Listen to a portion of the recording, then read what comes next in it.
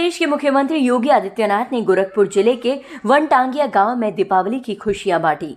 उन्होंने गांव के लोगों के बीच दीप जलाकर दीप उत्सव की शुरुआत की। ये एक वार्षिक परंपरा है जिसमें सीएम योगी वनटांगिया गांव में दीपोत्सव मनाने आते हैं। इस अवसर पर उन्होंने जिले के कई ग्राम पंचायतों को 185 करोड़ रुपए के विकास कार्यों का उपहार दिया। इसके अलावा उन्होंने परफॉर्मेंस ग्रांट से 34 करोड़ 66 लाख की लागत से कराए गए विकास कार्यों का भी लोकार्पण किया। दीपावली समारोह में कई विभागों की ओर से स्टॉल लगाकर शासन की जनहित योजनाओं की जानकारी भी दी गई। गांव के लोग सीएम योगी को अपने बीच पाकर बहुत खुश थे और उनकी उपस्थिति ने भगवान श्री राम की याद दिला दी। राम राज्य का मतलब बिना भेदभाव के शासन की योजना का लाभ समाज के हर तबके को प्राप्त होना, बिना भेदभाव के शासन की योजना का लाभ प्राप्त होना। न जाति के नाम पर भेदभाव, न क्षेत्र के नाम पर, न भाषा के नाम पर, न छुआछूत और अस्पृश्यता के नाम पर, न अगड़े पिछड़े के नाम पर कोई भेदभाव जब नहीं होता है।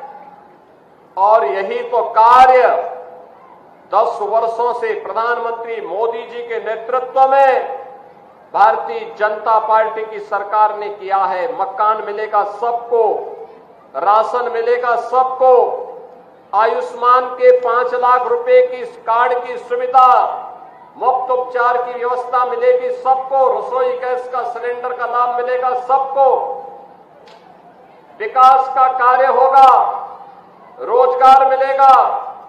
इस सबको गारंटी देने का काम ये सरकारें कर रही हैं।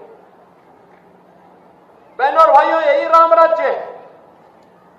और राम राज्य की इसी संकल्पना को आगे बढ़ाने के लिए इस बार तो 14 वर्ष नहीं 500 वर्ष लगे इंतजार करने में। हम दीपावली तो मनाते थे लेकिन अधूरी दीपावली थी। अधूरी दीपावली इस बात को लेकर के एक तरफ हमारे वनटांगिया गांव के लोग बेघर थे, पहचान का संकट था, शासन की सुविधा से वंचित थे, उनका संवैधानिक अधिकार भी उन्हें नहीं प्राप्त हो पा रहा था।